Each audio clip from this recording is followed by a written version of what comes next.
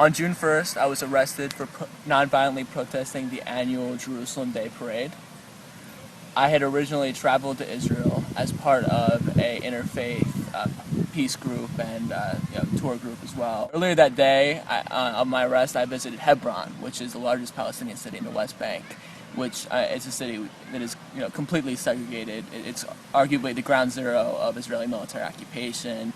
About the entire city center is occupied by about 600 settlers who are extremely ideological and basically whose security needs, quote unquote, result in the constriction of the movement of over 165,000 Palestinian residents. Turning from Hebron that day, we saw these miles and miles of blue and white Israeli flags, hundreds of thousands of people on the streets of Jerusalem marching to celebrate the anniversary of the Israeli seizure of East Jerusalem in the Six-Day War.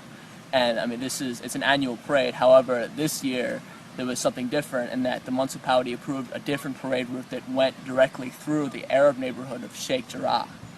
And we were seeing what we had saw in the previous week and a half.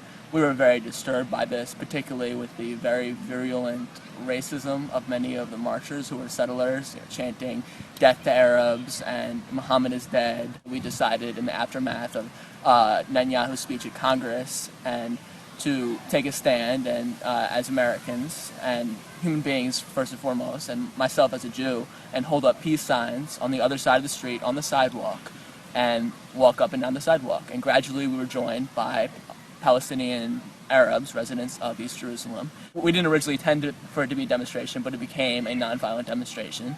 And I mean, it was peaceful throughout. We were standing on the sidewalk, and then literally out of nowhere, the Israeli police who were mobilizing, the riot police, came in with horses. They literally came up to the sidewalk, grabbed me, dragged me into the street, and I was punched, put in a chokehold, slammed to the ground, and arrested for, basically exercising my freedom of speech.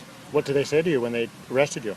Constant stream of curse words, fuck you, motherfucker, etc., etc., etc. And when you were arrested, what did they do with you? They slammed me into a car, and they basically took me to the nearest police station, where I was detained for many hours before I saw a lawyer, and then ultimately I was detained for 2 days.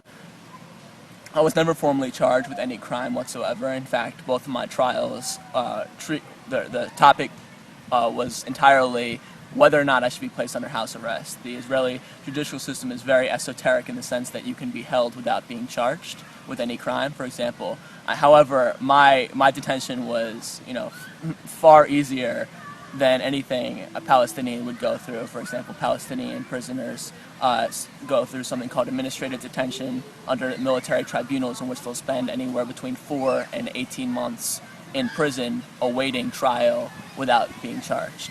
And how did you get to see a lawyer? I was assigned a public defender. And how did the lawyer get you out, such a criminal that you are? Basically the judge found no reason to further detain me in prison, considering that I was no quote-unquote menace to society. I have been warned that if I do try to return, I will be arrested and tried. I will, try every, means in my power to return and exercise my right to return.